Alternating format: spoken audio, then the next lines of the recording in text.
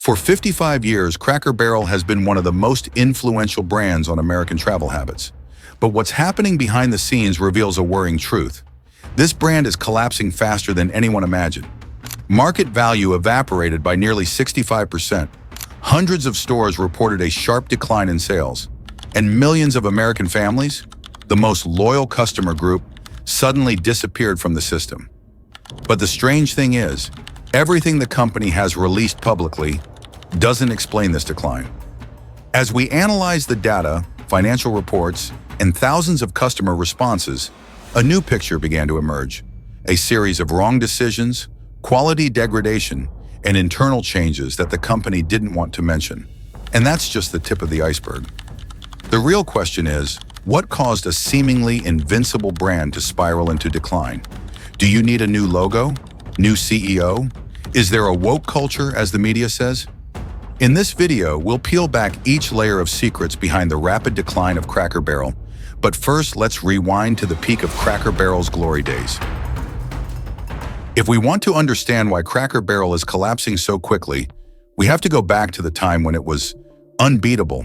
In the late 1960s, America entered the automobile age. Thousands of kilometers of new highways opened up, while families took to the road with paper maps and empty stomachs. Cracker Barrel appeared at just the right moment. A country-style restaurant right off the highway where about 4 out of 10 customers were road trippers. Imagine, every line of traffic that flows through is a stream of revenue. They don't need a shopping mall. They don't need a pedestrian street, just a wooden sign by the highway. Have you ever had a memory of stopping at a roadside cafe during a family trip? Back then, Cracker Barrel didn't just sell meals. They sold a miniature world, a dining area with home-style food, fried chicken, stew, hot biscuits. It felt like dinner at Grandma's house. The entrance is a gift shop that takes up nearly a third of the space. Wooden toys, classic candies, and old-fashioned American-style decorations. Children pulled their parents in, and the adults strolled out with a bag of memories. The space is decorated with dark wood, rocking chairs, a fake fireplace, like a living museum of the 1970s. Customers don't just eat and leave, they stroll through memories. For many years, Cracker Barrel became a safe haven. You didn't know what that strange town had to offer, but seeing the Cracker Barrel sign brought peace of mind.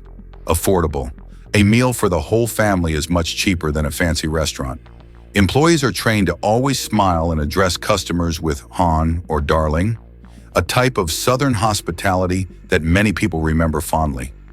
Revenue increased steadily, reaching nearly $3 billion per year by 2020, equivalent to the combined gross revenue of thousands of small family restaurants. For many families, a road trip isn't complete without stopping at Cracker Barrel at least once.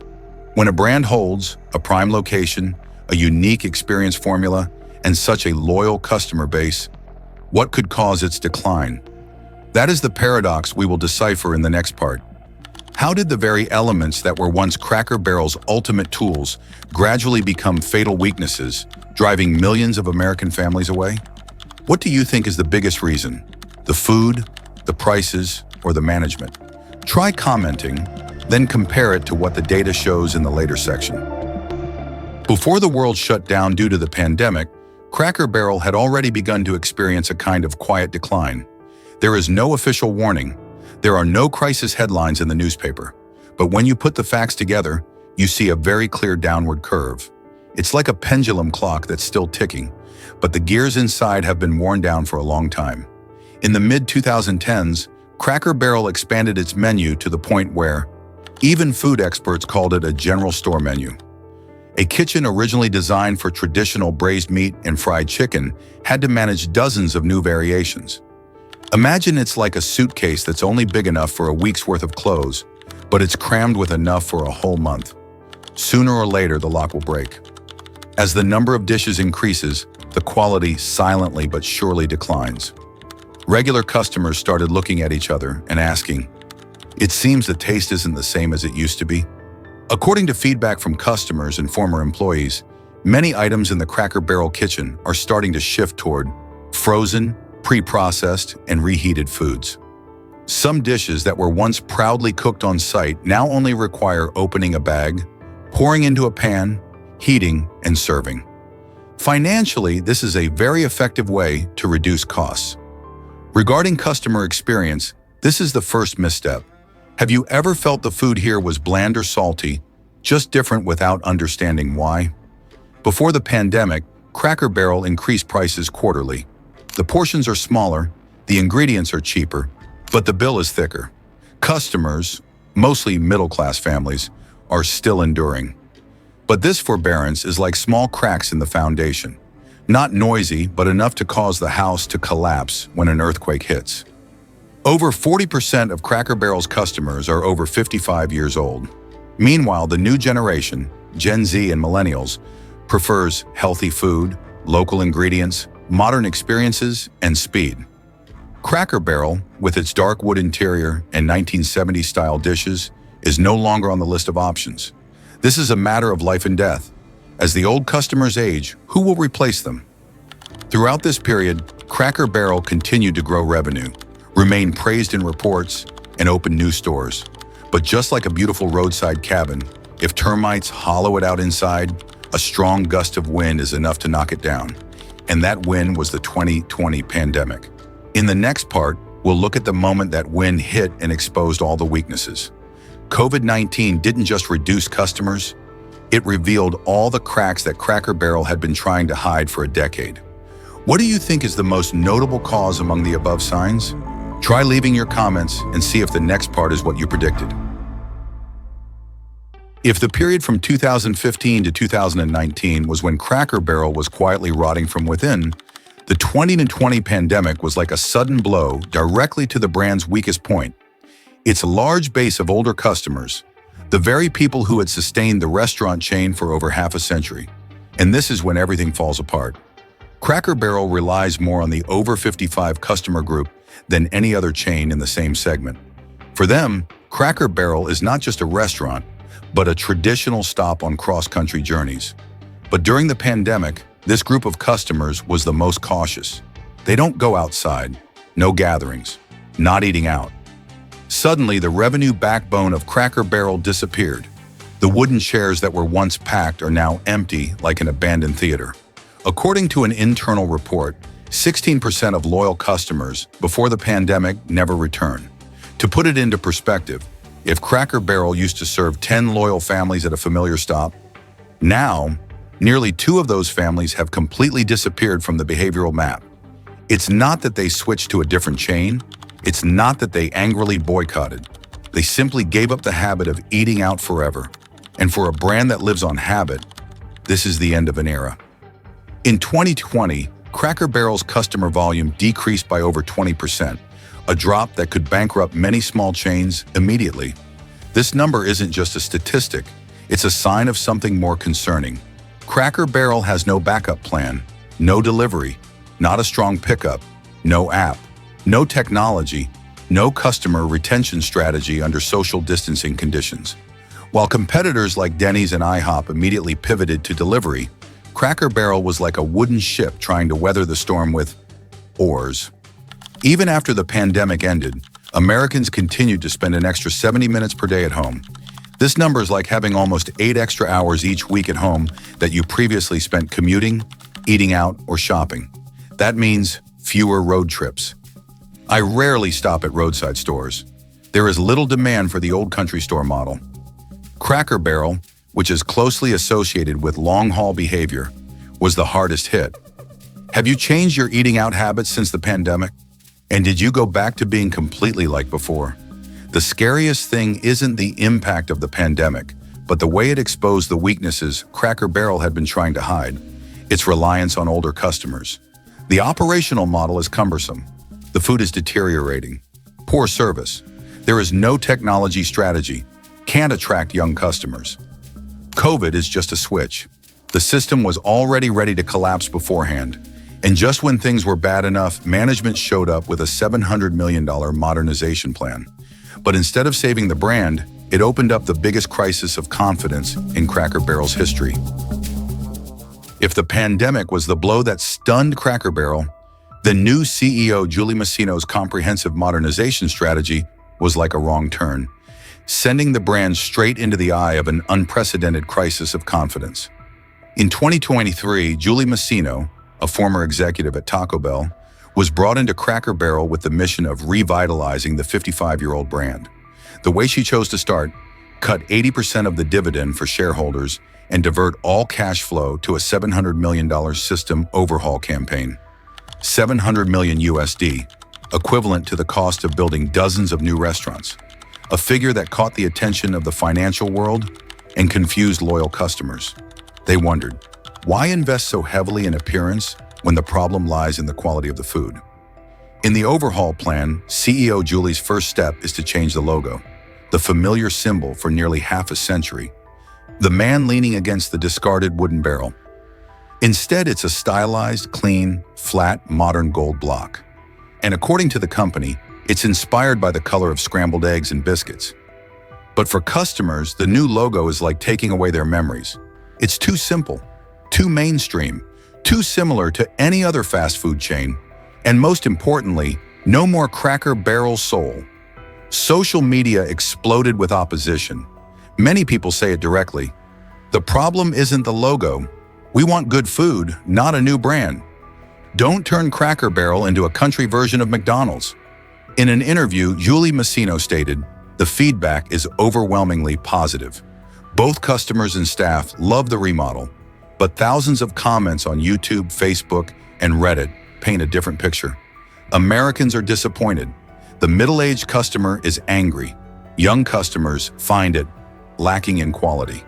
When a brand loses consistency between what it says and what customers perceive, what collapses isn't just sales, but trust. What do you think about this distance? Did the CEO really misunderstand? Or are they telling themselves a more pleasant story? The idea of innovation isn't inherently bad, but Cracker Barrel got the wrong things wrong. Change the logo, keep the same food quality, reduce the price, change the paint color, keep the hot dish, refreshing the interior, neglecting the true customer experience, changing styles, but losing identity. Customers don't hate novelty. They hate losing what makes Cracker Barrel memorable. In the next part, we'll delve into the harshest truth, something that every piece of data, every comment, and every former employee mentions: how much the food at Cracker Barrel has declined, and why this is the real reason millions of American families are leaving. If the controversy surrounding the logo caused a media frenzy, the data and hundreds of comments from customers and former employees revealed an even colder truth. Cracker Barrel wasn't losing customers because of the brand. They were losing customers because of the food. It's not about emotions, not just a few negative reviews. This is a clear pattern of decline, repeated hundreds of times in shares. Flavors change, quality decreases, food is carelessly prepared, and ingredients are cheap. For decades, Cracker Barrel has thrived on the promise of home-style cooking, fresh, flavorful, and reminiscent of home. But since the late 2010s, customers have started to notice unusual signs. The cold cuts were cold, as if they had been thawed rather than cooked hot. The vegetables are soft and mushy, lacking freshness. The sauce and gravy were salty and unusually thick. Many items seem more like packaged goods than homemade. One commenter said, "I can heat up stew at home that tastes better." When a dish no longer shows signs of care, customers notice immediately. And trust, once shaken, it's very difficult to salvage. As the menu expanded and cost pressures increased, veteran cooks, the soul of Cracker Barrel, began to leave the system. The result is, newcomers lack skills. The process was shortened for faster service. Many dishes are now served hot. A former employee said, "The worst time was when everything was pre-made, just needing to be reheated." We clearly see the change, and our customers do too. The restaurant is like a machine that once ran smoothly, but now lacks key gears. When raw material costs increased, Cracker Barrel chose the familiar solution: raise prices, reduce quantities, and in many cases, lower quality. The large, beautiful meals of the past are now sparse trays of food that look sadder than the food tastes. One customer wrote, "The bill got thicker while the plate of food got thinner." Not every customer complains out loud, but they vote with their feet, and those feet walk straight out the door. One of the most notable comments was, "We waited for 2 hours." The waiter quit mid-shift. Such incidents are not random. That's a sign of a system that's exhausted, a lack of workers, a lack of motivation, a lack of quality control. The tables and chairs are not clean. The toilet is not up to standard. The food is taking a long time to arrive. All of this contributes to turning Cracker Barrel from a place that feels warm and homey into one you don't want to visit twice. The most surprising thing is, most customers didn't care at all about the logo change. In over 300 comments analyzed, the most frequently appearing keywords were not rebranding, but rather food quality, service quality, and value. To put it bluntly, Cracker Barrel has changed things that didn't need changing and neglected what should have been protected the most. Have you ever experienced the food getting worse at Cracker Barrel? And does that make you leave or give them another chance? But the food is just the surface. Delving deeper into the operational structure, we find an even more significant cause. A cumbersome, enormously expensive, and outdated system is dragging Cracker Barrel down faster than anyone predicted. Before customers leave, people forget that employees are the first ones to leave Cracker Barrel. And this silent exodus, combined with the enormous cost structure, created a breaking point that even the leadership team couldn't handle in time. This is the story of a system collapsing from within before collapsing externally. For many years, Cracker Barrel's kitchen relied heavily on longtime cooks, those who knew how to season the stew just right, make biscuits that were perfectly soft, or ensure the fried chicken was always crispy without being dry. But when the company shifted to a heat and serve model, when food was no longer freshly cooked, but used pre-packaged items to save time, the veterans began to leave on their own. They don't want to be the ones reheating the food. They don't want to see a 55-year-old brand being cut corners for cost reasons. And once the cooks leave the kitchen, the food loses its warmth, the very thing that gave Cracker Barrel its identity. Have you noticed this difference on your recent visits? The new hires who replaced them, despite their good intentions, were hastily trained, lacked experience, were overworked, had unappealing salaries, and lacked commitment. The result is a negative spiral. Long wait times. The staff is exhausted. The service is unstable. Some shifts are so understaffed that they cannot run smoothly.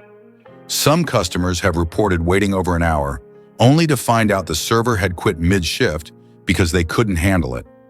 That's not the fault of the individual, but a symptom of an unbalanced system.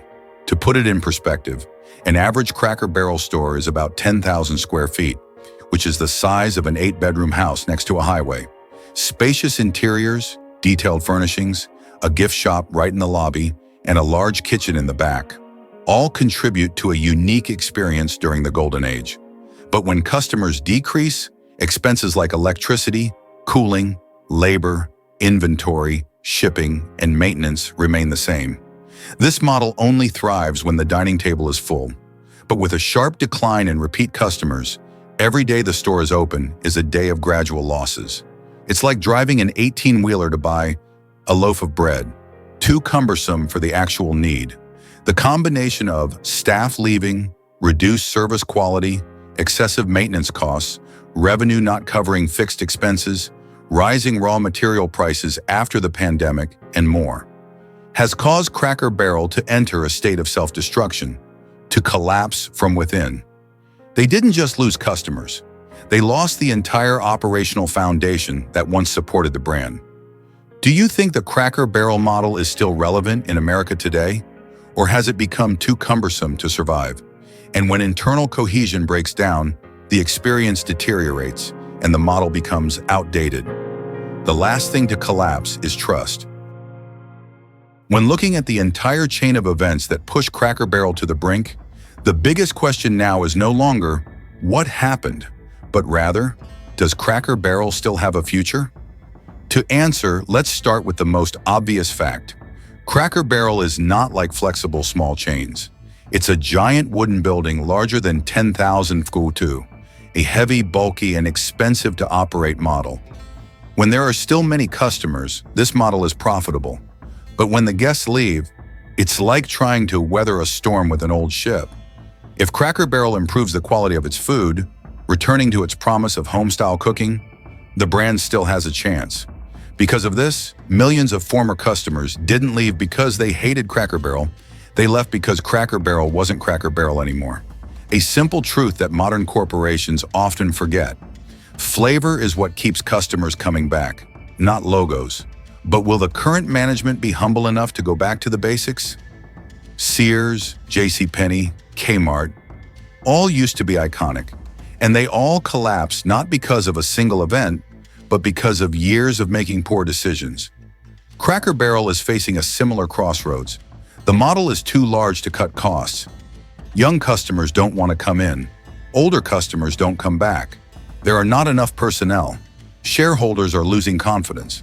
A perfect chain of variables for a domino effect. Do you think Cracker Barrel will revive itself by returning to its food, returning to its roots? Or will it become another nostalgic relic on the list of vanished American brands? Because if we don't change right now, the answer might be too obvious. The story of Cracker Barrel is not just about the decline of a 55-year-old brand. It reflects how a business can lose itself simply due to misplaced decisions, a disconnect between leadership and customers, and changes that no longer align with core values. Now, I'd like to hear your opinion. Do you think Cracker Barrel can be revived? What is the biggest reason why millions of American families are turning away? Leave a comment. If you find this topic interesting, don't forget to like the video, subscribe to the channel so you don't miss the next analyses, and share with your friends if you think they also have a connection to Cracker Barrel. The content in the video is compiled from public sources, audience comments, and independent analysis. All of this is intended for explanation, analysis, and education, not to attack or harm any organization or individual.